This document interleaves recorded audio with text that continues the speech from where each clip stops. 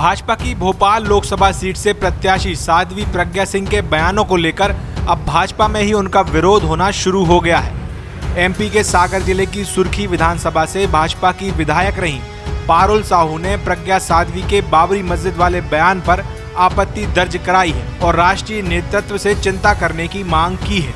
भाजपा की पूर्व विधायक पारुल साहू ने रविवार की सुबह अपनी फेसबुक पेज पर एक पोस्ट लिखा, हिंदू मुसलमान सिख ईसाई हम सब हैं भाई भाई, अनेकता में एकता ही भारत की पहचान है। साध्वी जी और योगी जी के बयान भाजपा के लिए कहीं श्राप न बन जाएं, इसकी चिंता शीर्ष नेतृत्व को जरूर करनी चाहिए। उन्होंने अपनी फेसबुक पोस्ट में प्रज्ञा साध्वी के बाबरी मस्जिद वाले बयान की अखबार की कटिंग के साथ एक मैसेज शेयर किया है। साध्वी प्रज्ञा सिंह और योगी आदित्यनाथ के बयानों पर आपत्ति दर्ज कराने के बाद सागर टीवी न्यूज संवाददाता शाहबाज खान ने पूर्व विधायक पारुल साहू से खास बात की। आइए देखते हैं उन्होंने क्या कहा।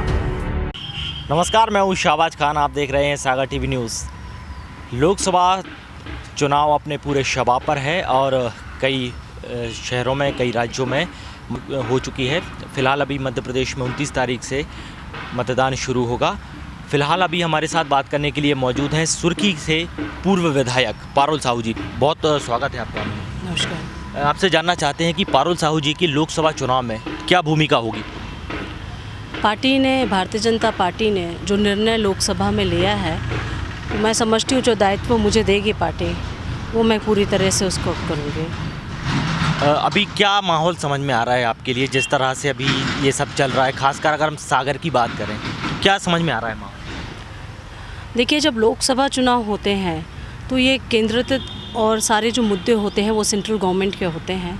और आज की तारीख में जब हम बात करते हैं सेंट्रल गवर्नमेंट में, जिस तरह से माननीय नरेंद्र मोदी जी ने 5 साल काम किया है राष्ट्र का निर्माण करने के लिए, और जिस तरह से अपने भारत देश की जो मैं कहूँगी प्रतिष्ठा पूरे दुनिया में बढ़ाने का काम किया है और बहुत ही मेहनत से उन्होंने काम किया है, उस चीज़ों को देखते हुए मैं समझती हूँ लोकसभा में वोटिंग होती है और सागर में लोकसभा चुनाव में निश्चित तौर से मैं समझती हूँ भारतीय जनता पार्टी के हित में ही निर्णय होगा और सभी लोग भारतीय जनता पार्टी का साथ देंगे। अभी हाल ही में आपने एक फेसबुक पोस्ट भी की है, क्या है? आपने देखा होगा वो पोस्ट और जो सुबह न्यूज़पेपर्स में भी देखा। एक बात जो भारतीय जनता पार्टी के कार्यकर्ता होने के नाते हम समझते हैं कि एक core ideology Bharatiya Janata party की है, वो है सबका साथ सबका विकास। और एक यूथ 21st सेंचुरी का यूथ इसी आइडियोलॉजी के साथ भारतीय जनता पार्टी से अटैच्ड है।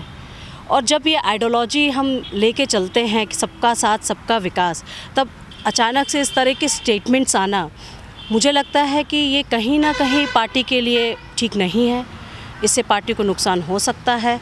तो मैंने अवगत कराया है कि इस तरह के स्टेटमेंट्स नहीं आने चाहिए और जो हमारे पार्टी के वरिष्ठ हैं उनको ध्यान देना चाहिए इस चीज़ में और उसमें कुछ निर्णय लेना चाहिए। आप किस तरह से देखती हैं ये जो सब हुआ है? आपने क्योंकि फेसबुक पोस्ट की है, तो क्या आप देखती हैं अपने हिसाब से, नज़रिए से? देखिए, भारत की जब बात आती है तो पूरे दुनिया में भारत जाना जाता है कि एक अनेकता में एकता कैसे है। हिंदू, मुस्लिम, सिख, ईसाई सभी हैं भाई भाई, और इस अनेकता में एकता, इस नज़रिए से भारत को देखा जाता है।